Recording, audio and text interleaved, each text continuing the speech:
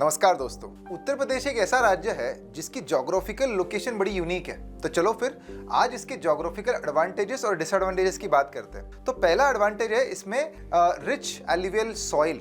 यहाँ पर जो नदियां बह के आती है हिमालय से, इन्होंने काफी हद तक अपनी एक बहुत ही फर्टाइल एल्यूवियल सॉइल लेके आए, जिस वजह से एग्रीकल्चरली ये रीजन बहुत ज्यादा डेवलप्ड हुआ है। दूसरा है यहाँ पे नदियां, पेरिनियल रिवर्स तथा यहाँ की एक फ्लैट सरफेस, जिस वजह से इनलैंड वाटरवे ट्रांसपोर्टेशन के लिए तो हेल्प होती ही है। इसी के साथ साथ these rivers basically provide water for both summer and the winter season, जिस वजह से रबी और खरीफ क्रॉप दोनों यहाँ पे लिए जा सकते हैं। तीसरा इस पे पॉइंट आता है रिच डाइवर्सिफाइड एग्रीकल्चर। बहुत अलग अलग प्रकार की फसलें जैसे टेम्परेट क्रॉप, ट्रॉपिकल क्रॉप आप उत्तर प्रदेश के जमीन पे ले सकते हैं, क्योंकि यहाँ का क्लाइमेट उस प्रकार से फेवरेबल है।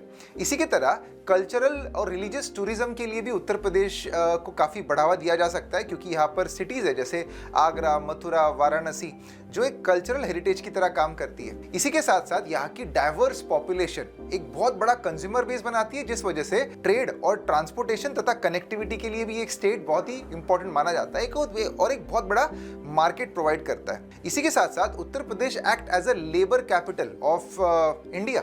इसी के साथ साथ अगर बात करें तो उत्तर प्रदेश एक ऐसी जगह पर है जो पश्चिम तथा पूर्व को कनेक्ट करता है, वेस्ट और ईस्ट रीजन्स को कनेक्ट करता है, and it acts as a watershed between these two areas. So these are the various advantages of Uttar Pradesh.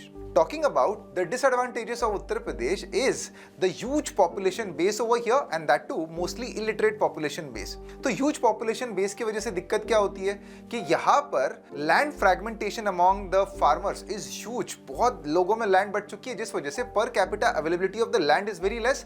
तो जो agricultural output निकल के आता है, जो productivity होती है, that reduces. In many of the areas, traditional agricultural practices are being followed, and because of that, the commercial level of agriculture is very limited. Along with that, drought prone areas. The southern Uttar Pradesh has Bundelkhand as a region, जो एक वृष्टि छाया क्षेत्र में आता है, rain shadow reason में आता है विंध्यास के, and because of that, even the rainfall is less. The overall drought conditions are dominant over there. The region has not developed agriculturally. Along with that, in some of the areas of Uttar Pradesh, such as western Uttar Pradesh and even the eastern Uttar Pradesh, the problem of flood and waterlogging is very dominant. The rivers during rainy season create lots of flood problems, and because of that, the crop losses can be seen on a very large scale. Along with that, poor connectivity in the interior areas is also one of the problem. अगर आप उत्तर प्रदेश को देखो तो उसके कुछ important cities जैसे लखनऊ हो गया, इलाहाबाद हो गया, मेरठ हो गया, मथुरा, इन सिटीज में कनेक्टिविटी तो आज की तारीख में आज देखा जाए तो काफ़ी बेहतर है, मगर काफ़ी ऐसे छोटे छोटे शहर है, छोटे छोटे गांव है जहां पर आज भी कनेक्टिविटी काफ़ी पुअर है, कच्चे रोड्स आज भी वहाँ पे पाए जाते हैं, जिस वजह से डेवलपमेंट का जो एक सिलसिला है वो अभी तक उत्तर प्रदेश के इंटीरियर्स में नहीं पहुंच पाया हुआ है। So these are the reasons. Thank you.